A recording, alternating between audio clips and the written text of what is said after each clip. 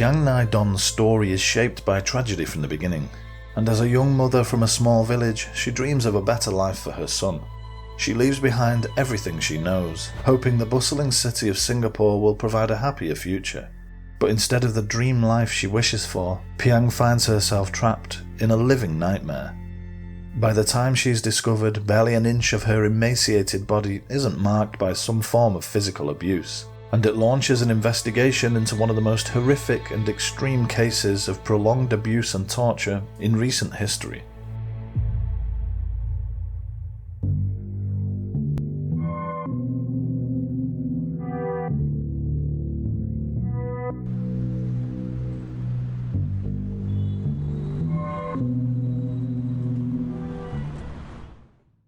Hello and welcome. My name is Steve, and in store today is a story that's infuriating and devastatingly sad in equal measure. It's widely regarded as one of the most shocking cases of domestic worker abuse ever documented. It really is unimaginably cruel. But it's also important to talk about, because it forces us to confront how easily the vulnerable are exploited, and the systems that fail to protect them. This is the heartbreaking story of Piang Ngaih Don.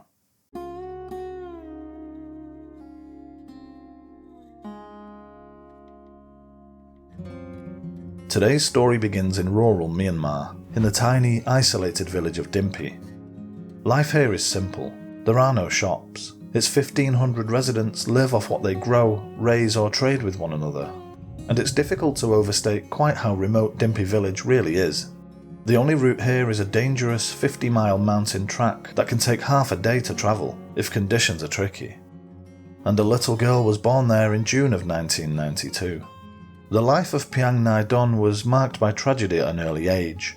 Both of her parents sadly passed away when she was just 4 years old, leaving 11 orphans, including Piang. In order to survive, the siblings relied on farmland left by their parents. There were fields to plough, crops to cultivate and sell, and daily chores to complete. No matter how young, they all had to chip in. It was a childhood of hardship, but Piang rarely complained. According to other villagers, she was very timid and quiet, but a real hard worker. Piang left school at 15 to help care for some of her siblings, but they didn't all make it. By the time she turned 19, she'd attended the funerals of 5 of her brothers and sisters. She later met a man, fell in love, and became pregnant at 20, but he left her while she was still carrying his unborn child. She gave birth to her son, Moong Lam Twang, in February of 2013. To support herself and her new son, Piang got a job as a construction worker, but the salary for a woman in construction was too low, so she was forced to quit. That's when she heard from other villagers that wages in Singapore were much better, and families there were hiring domestic workers. It might seem strange to outsiders, but foreign domestic workers are an everyday part of many homes in Singapore. Every year, young women travel from impoverished parts of Myanmar, the Philippines and Indonesia to earn a living as domestic workers, often to support their families back home. In fact, there are more than 250,000 live-in helpers working in Singapore, whose roles include handling household chores, caring for children and assisting elderly residents. And they're usually treated like part of the family. Usually. Sadly, that's not always the case. Foreign domestic workers just don't have the same rights or protections as Singaporean citizens. There are no limits on their work hours, no mandatory paid holidays, and their work permits are tied to a single employer. This makes it difficult for them to change jobs or report any issues through fear of being deported, and it leaves them vulnerable, easy to exploit, and sometimes even to abuse. The pay was several times higher than Piang could ever dream of earning back home, so she made arrangements to travel to Singapore. She had a plan. She would work there for 2 or 3 years as a domestic worker, and the money she earned would be enough to buy a small plot of land, and to build a house for herself and her son in Calais, back in Myanmar. It would be a fresh start for them, but there was one small snag. Piang was 2 months shy of 23, the legal minimum age for foreign domestic workers in Singapore, but her agent had an idea. They offered a bribe to an immigration officer to change her date of birth to April 13th, 1992. Precisely 2 months earlier than her real birth date. It worked. In Singapore, she was now old enough to work, because her new passport said so.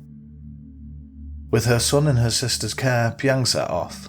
The journey from Dimpi village to Singapore isn't a straightforward one. It begins with a grueling 12-hour bus ride to Calais, even longer if the roads are muddy. From there you catch a flight to Yangon, Myanmar's bustling gateway city, before boarding another flight to Singapore. Altogether, the trip can take several days. Exhausted, Piang arrived at her labour agency in Singapore, where she stayed for more than a week, waiting to be chosen for a job placement. Eventually, on May 28, 2015, Piang was hired by a family living in Bishan, in central Singapore. Her new home would be on the 9th floor of this block of social housing apartments. She would be sharing her new home with Gaiyathiri, a 35-year-old housewife, and her husband Kevin, a 37-year-old staff sergeant with the Singapore police force. They had 2 children, a 4-year-old daughter and a son who was just 1. Gaiyathiri's 57-year-old mother Prema would stay over quite a bit to help out with the kids. There were also 2 tenants who hired a room there. It was a bit of a squeeze, but Piang was apparently very excited to meet her new family. Unfortunately, what she didn't know yet was that she'd been hired by the family from hell. Piang quickly realised that her new home was actually more like a prison. Her employers were unkind. They worked her relentlessly, without a single day off. She wasn't allowed a phone, and the only time she could leave was to run brief errands. In this foreign land, she was cut off from her family, with no chance to make new friends. Gaiyathiri apparently disliked Piang from the start. She thought the young woman was unhygienic, she worked too slow and she ate too much. She began to set a series of harsh rules for Piang to obey, ever-increasing standards of cleanliness that were impossible to maintain, and when she inevitably failed she would be shouted at, scolded for her disobedience. No doubt Piang was cripplingly lonely and miserable in those first few months, but she suffered in silence. She was trapped, because the first 6 to 10 months of a foreign domestic worker's wages go to their agents for arranging the flights, visas and accommodation, or bribing immigration officers. This debt was a shackle that imprisoned her there through fear, and this was just the beginning. By October 2015, Piang had already endured 5 months of escalating abuse, which had now turned physical. It began with slaps and pinches, but the acts of cruelty quickly became more frequent and severe. You may be wondering how we know so much about the details of Piang's daily torment. It's because her suffering was captured on the family's very own CCTV system. A network of 6 cameras installed to monitor the children instead documented her torture. The unreleased footage captured both Gaiyathiri and her mother Prema routinely assaulting Piang, numerous times a day. She was slapped, punched, pushed, kicked, choked and stomped on for the slightest of mistakes. They poured cold water on her to wake her, and beat her with various objects, clothes hangers, plastic bottles, a metal ladle. They attacked her while she was sitting on the toilet or eating on the floor for the crime of taking too long. On more than one occasion she was dragged around and even lifted by her hair before being violently shaken. In one incident, furious over how her clothes had been ironed, Gaiyathiri took the hot iron and pressed it into Piang's forehead and arm, screaming insults as she inflicted the burns. There are too many incidents to talk about in full, but shockingly the cameras captured much of the abuse occurring right in front of the children. And it wasn't just physical violence, it was psychological torture too. Piang was allowed no more than 5 hours of sleep per day. Gaiyathiri or Prema would beat her if she dared to rest any longer. And on top of this, she was deprived of food. Each day she was given just 1 slice of bread soaked in water, and had to eat cold leftovers from the refrigerator. If she was very lucky, she'd get some plain rice at night. Prisoners eat far better. In desperation, Piang would occasionally steal scraps from the waste bin, or try to eat some of the baby's powdered milk to survive. But of course, if she was caught, she faced violent punishment. Bit by bit, they stripped Piang of her dignity. She was only allowed to use the bathroom with the door wide open, and Gaiyathiri found her so disgusting that she forced her to wear multiple layers of face masks while she worked. Eventually, neighbours only ever saw her when she was cleaning windows. They noticed she was thin, but they had no idea of the unimaginable cruelty happening inside those apartment walls. 1 year after Piang began, she had a scheduled medical examination. The doctor noticed extensive bruising and scars, as well as swollen legs and eye sockets. Gaiyathiri explained it away by saying Piang was clumsy and complacent.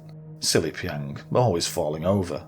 And the reason she was so thin was because she simply refused to eat. The doctor wanted to do more tests, but Gaiyathiri said there was no need. The Ministry of Manpower, responsible for the welfare of foreign domestic workers, also conducted checks, but they found nothing wrong with Piang's living conditions. And Kevin, Gaiyathiri's husband, refused any offers to replace Piang with another maid.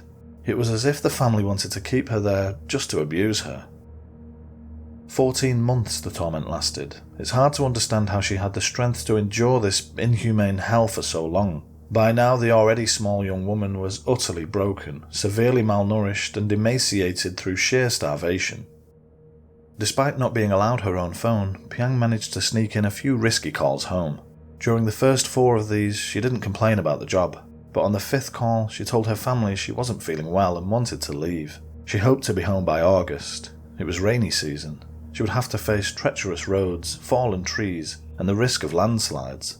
It would be a perilous journey. But Piang didn't care. She was desperate to get home, to her village, to her little boy. She would never make it. This was the last time her family heard from her. It seems Gaiyathiri somehow discovered the call. Afterward, Piang was chained to the bars of a window, forcing her to sleep on the solid floor beneath it. She lived like this and endured even more ferocious beatings for the final 12 days of her tragic young life. Just before midnight on July 25, 2016, Piang, weak from starvation, was assaulted by Gaiyathiri and Prema for being too slow with their laundry. They pulled her hair and punched her hard in the neck. Disoriented, she began to sway, and Gaiyathiri mocked her for dancing, before hitting her on the head with a detergent bottle. Piang fell to the floor, unable to stand without her legs giving way. The 2 women then poured water over Piang, and Prema dragged her into a bedroom. There they kicked her in the stomach and strangled her. Piang survived this attack and begged for dinner, but she was denied any food. She was chained to the window once more, forced to lie on the floor in wet clothes. At 5 a.m, Piang failed to wake up. Furious, Gaiyathiri stomped on her head and neck, before lifting her up by the hair. She strangled Piang and yanked her head backwards violently, hyperextending her neck repeatedly. She collapsed back to the floor. The women then doused her with water again in a futile attempt to wake her. 4.5 hours passed and Piang hadn't moved. Instead of calling for an ambulance, Gaiyathiri arranged a house call from a local GP. While they waited, the pair untied Piang, changed her out of her wet clothes and laid her on a sofa. At about 10:50 a.m, the doctor arrived and announced that Piang was deceased. Prema and Gaiyathiri pretended to be shocked. They claimed she'd been moving just minutes before.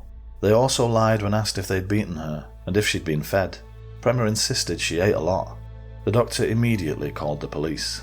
Paramedics arrived at 11:30 a.m, and 24-year-old Piang Ngaih Don was formally pronounced dead on July 26, 2016. During her autopsy, Piang's pathologist was shocked by what he saw. Her muscles had wasted severely, and her skin was almost translucent. In addition, 31 recent scars and 47 external injuries were found all over her body. Most were blunt force injuries, other than burns from the steam iron. Piang was so thin that starvation was initially suspected as the cause of death, but the official cause was lack of oxygen to the brain due to blunt force trauma to the neck, most likely a result of Gaiyathiri stomping on it. This was compounded when her neck was yanked backwards, restricting her air supply. In fact, Gaiyathiri had done this with such force that she'd fractured Piang's hyoid bone, a small floating bone in the throat. There were also numerous crescent-shaped abrasions in her neck, consistent with those caused by fingernails. Despite Prema's claims that Piang ate well, there was no trace of food in her stomach. Since arriving at the apartment, she'd lost 38% of her body mass and weighed just 24 kilograms, or a little under 53 pounds. That's the normal weight for a 7-year-old. Her BMI was something the pathologist had only ever seen in patients with advanced cancer. Piang was so severely malnourished that had she not been killed with violence, further starvation would have led to multi-organ failure. Gaiyathiri and Prema were arrested and charged with first-degree murder. If found guilty, the mother-daughter pair faced the mandatory sentence of death by hanging. Neither showed any emotion in response to the charges. When police examined the crime scene, they immediately noticed the 6 CCTV cameras that had captured Piang's torment and final moments. But the hard drive was missing. The key evidence was gone. They questioned Kevin Chelvam, Gaiyathiri's husband, who claimed he'd removed it 6 months earlier. He pretended to search the house, unable to find it. But investigators suspected he was lying, and they pressed several family members until they discovered the truth. Kevin had returned home as soon as he learned of Piang's death, and at Prema's request, he dismantled the CCTV system. Prema then entrusted the recorder to her daughter-in-law, who gave it to her husband for safekeeping. The crucial evidence was recovered. The following month, Kevin Chelvam was also arrested. After reviewing the CCTV evidence, police charged him with causing grievous hurt to Piang, as well as for trying to conceal evidence. He was immediately suspended from the police force pending an investigation. The two tenants who lived at the property were never charged. Both Gaiyathiri and Prema underwent rigorous psychiatric assessments, which lasted 4 years. Gaiyathiri was diagnosed with obsessive-compulsive personality disorder, which manifested as an extreme obsession with cleanliness. She was so fixated on cleanliness that she had her family wear shower caps and face masks when visiting. This condition was found to be exacerbated by major depressive disorder, impairing her mental responsibility during the prolonged period of abuse. As a result, her charge was reduced from murder to culpable homicide. She and Kevin divorced in 2020, prior to her upcoming trial. In February 2021, 5 years after Piang's death, the now 40-year-old Gaiyathiri Murugayan stood trial at Singapore's High Court. Gaiyathiri pleaded guilty to 1 charge of culpable homicide, plus 114 other charges related to the abuse and torture of Piang Ngaih Don. Her defence asked for leniency and sought a sentence of 8 years imprisonment. They urged the court to show mercy because of Gaiyathiri's psychiatric conditions. They reminded the courtroom that she had no history of abuse and that her actions were triggered by Piang's uncleanliness. The prosecution saw through the victim blaming. They declared that a mental disorder is not a free pass, and they reminded the courtroom that Gaiyathiri had already had her charge reduced precisely because of those mental disorders.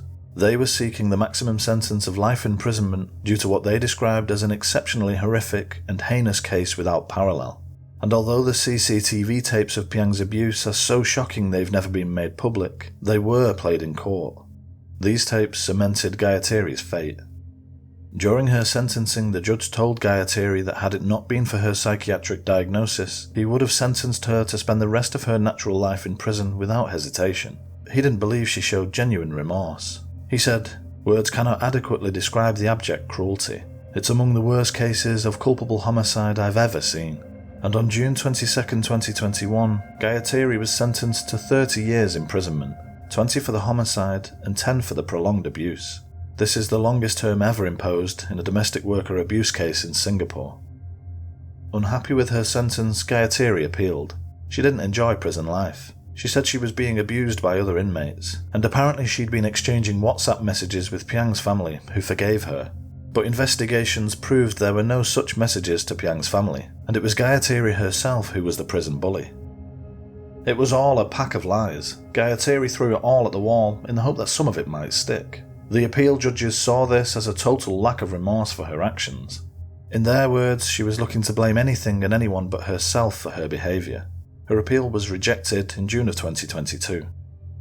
Next to stand trial was 64-year-old Prema Naraynasamy. She also had her murder charge reduced because she didn't directly cause Piang's fatal injuries. Instead, she pleaded guilty to 48 counts of abuse. Her lawyer sought a 10-year sentence, portraying Prema as a loving grandmother, who at times showed kindness to Piang by giving her food and applying first aid to her wounds. But the court wasn't falling for the kindly older lady routine. They saw right through it, chiefly because there was a ton of CCTV showing her routinely assaulting Piang, at times quite literally throwing the tiny young woman around like a rag doll. And on January 9, 2023, Prema was handed 14 years for the part she played in the crimes. She reportedly showed no emotion on hearing the sentence. 6 months later, she was given an additional 3 years for instigating her son-in-law to remove the CCTV evidence. This brought her total sentence to 17 years in prison. Kevin Chelvam faces 5 charges, including causing grievous hurt, causing harm, and providing false evidence. During his trial, he admitted to grabbing Piang by the hair and lifting her off the ground on one occasion, which was caught on tape. He was also seen regularly witnessing her abuse without intervening. As a trusted police officer, Chelvam was fully aware of the atrocities occurring under his roof. His trial began in July 2023 and is still ongoing. Piang Ngaih Don was failed by so many people, and her tragic death sparked widespread outrage and led to significant reforms aimed at protecting foreign domestic workers in Singapore. Mandatory rest days, enhanced medical checks, and house visits from Ministry of Manpower officers.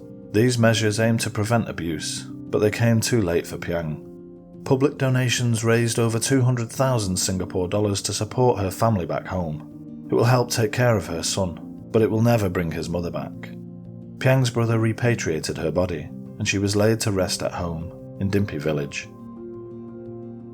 And that's the story of Piang Ngaih Don. She faced tragedy all the way through her young life, and I find it so incredibly sad that she just wanted a better life for her son, and she persevered and showed such strength, only to be broken by a trio of cowards. It's awful, and I'm so sorry that her family have to live with it now.